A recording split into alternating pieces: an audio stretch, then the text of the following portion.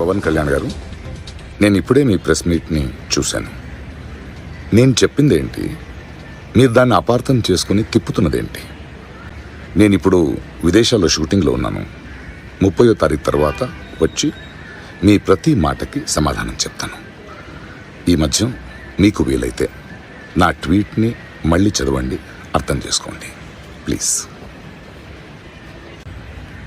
శ్రీ పవన్ కళ్యాణ్ గారు, నేను ఇప్పుడే మీ ప్రెస్ మీట్ని చూశాను.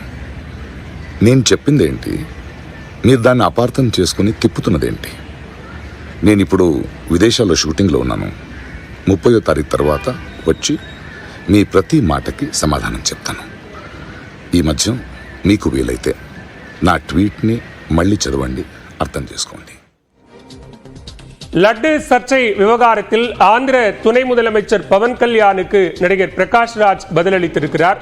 வெளிநாட்டில் தற்போது படப்பிடிப்பில் இருப்பதால் தான் ஊருக்கு வந்து விரிவான விளக்கத்தை தருவதாகவும் அவர் கூறியிருக்கிறார். இது தொடர்பான கூடுதல் விவரங்களோடு இணைகிறார் செய்தியாளர் புஷ்பராஜ். புஷ்பராஜ், விவரங்களை பதிவு செய்யலாம்.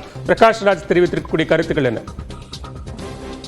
பாலவேல் திருப்பதி ஏழுமலையான் கோவிலுக்கு அனுப்பப்பட்ட கலப்பட நெய்யில் லட்டு தயாரித்த விவகாரம் தற்போது பல்வேறு விவகாரமாகி தற்போது அது பல்வேறு கோணங்களை சந்தித்து வருகிறது.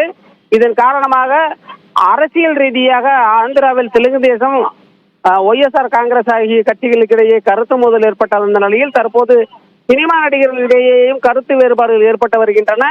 இந்த விவகாரத்தில் தமிழ்நாட்டை சேர்ந்த சில நடிகர்கள் ஒரு கருத்தை கொண்டிருக்கும் நிலையில் ஆந்திர நடிகரும் ஆந்திர துணை முதலமைச்சருமான பவன் கல்யாண் ஒரு கருத்தில் நிலை கொண்டிருக்கிறார்.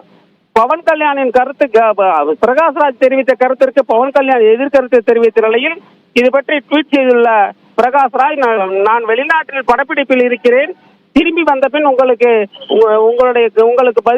பதிலளிக்கிறேன், அதுவரை நீங்கள் என்னுடைய கருத்தில் தொடர்வதற்காக வாழ்த்து தெரிவிக்கிறேன் என்று கூறியிருக்கிறார். நன்றி புஷ்பராஜ், விரிவான விவரங்களுக்கு.